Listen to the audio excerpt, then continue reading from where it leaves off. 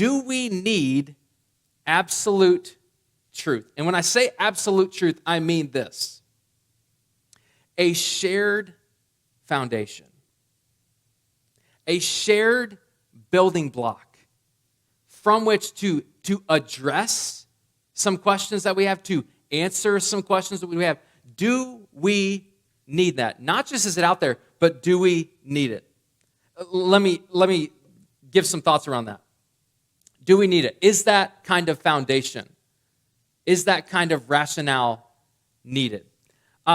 If morals are relative, if I get to define right and wrong, and having 8.2 billions of definitions of right and wrong isn't a problem, then no, we don't need it. If the vision for human flourishing is whatever I think it is and whatever you think it is, and not a shared picture, not a shared understanding, not a shared reason to go after it, then no, we don't need it. If free will, the will to choose good, bad, that we're all given, if that's about me and mine, if no regard for you, then we don't need it. If you think about the meaning of life, if there is really no meaning, if there is no bottom line to why we're here or why we're not here, other than to get rich and die happy, then we don't need it.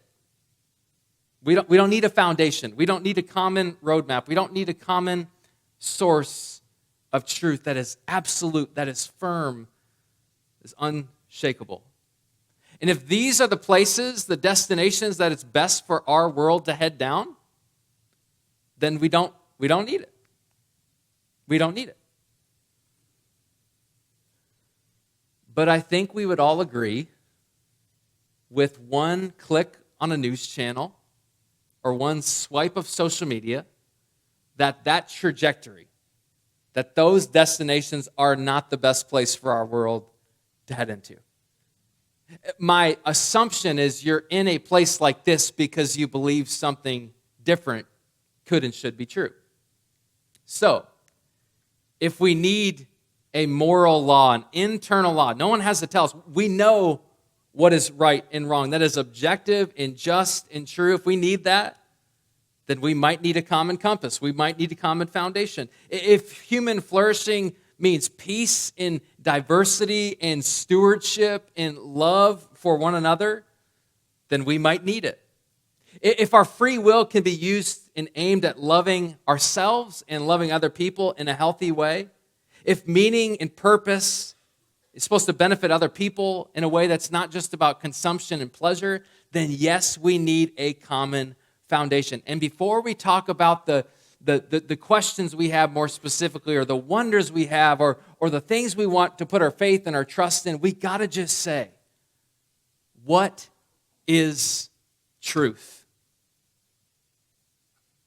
We got to just say, what is my foundation actually?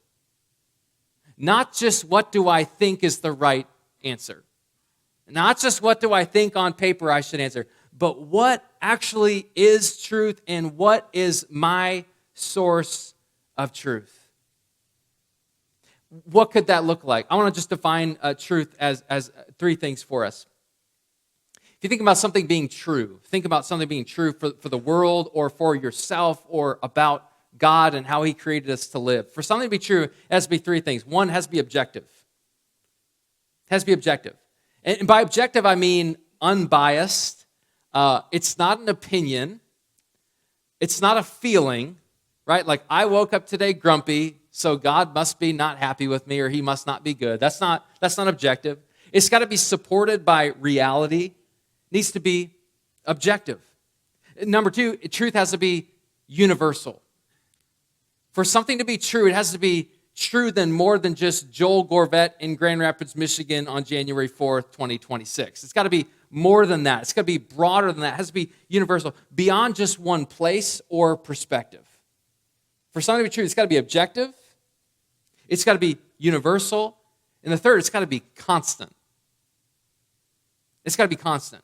It has to stand over the test of time. It's got to be unchanging over the course of time. You can say it this way: for something to be true about God, about the world, about humanity, it needs to be true. It needs to be steady for anyone, anywhere, at all times. Anyone, anywhere, at all times. So to say, my truth or their truth, unless it is one of those things, we're not talking about truth. We're talking about opinion. And opinions matter. And perspectives matter. In life experience, in history, in wiring and personality, they all matter. But if we're saying something about Jesus or about ourselves or what we believe to be truth, that is not all of those three things, not just one of them, it's not truth. And so we got to say, what is truth and what is not truth? And whatever my not truth is, does it align with what truth is? Does it align with things that are objective, universal, and constant? Things that are true about God and about humanity, for anyone, anywhere, at all times. And what is a stable source of that kind of truth? Where might we go for that kind of truth? Is it us?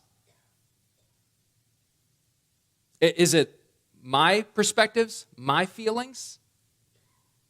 Is it my opinions? Is it another person? Is it someone on a platform with an iPad? Is it my spouse or my significant other? Is it the government or social group? Is it the education system? Is it media? Is it other things we go to for entertainment and for connection? Is that the source? Or should it be something, someone who came before us and who will outlast us? Something or someone who is greater than us but still interested in us? Someone who has given mankind free will within boundaries to guide us into right relationship with him and others? Some of us were catching on here. Like, I see where you're going. Someone who doesn't need us, but who wants us. I think this is the kind of person, this is the kind of place that's a really good foundation to derive our truth. I think a being like that, a person like that, is a great source for truth at all times, for all people, in all places. Who I'm getting at is God. God. God as revealed through the Scriptures. From Genesis to Revelation, 1,600 years, 40 different people, 12 plus countries, 3 different languages, all with one story, with one author, the story of God in pursuit of people he created like you and me. God who has revealed himself to us in many ways, who, as one philosopher said, I love this, he has pointed us to him through the moral law within and the starry hosts above. The moral law, the sense of right and wrong, the sense of good and evil, the sense of just and unjust that he is implanted in our lives. And the creation that Romans chapter 8 says leaves us without excuse. That its design and its beauty and its intention points us to someone beyond ourselves. This is the foundation. This is where we get not just a truth or our truth. This is where we get the truth.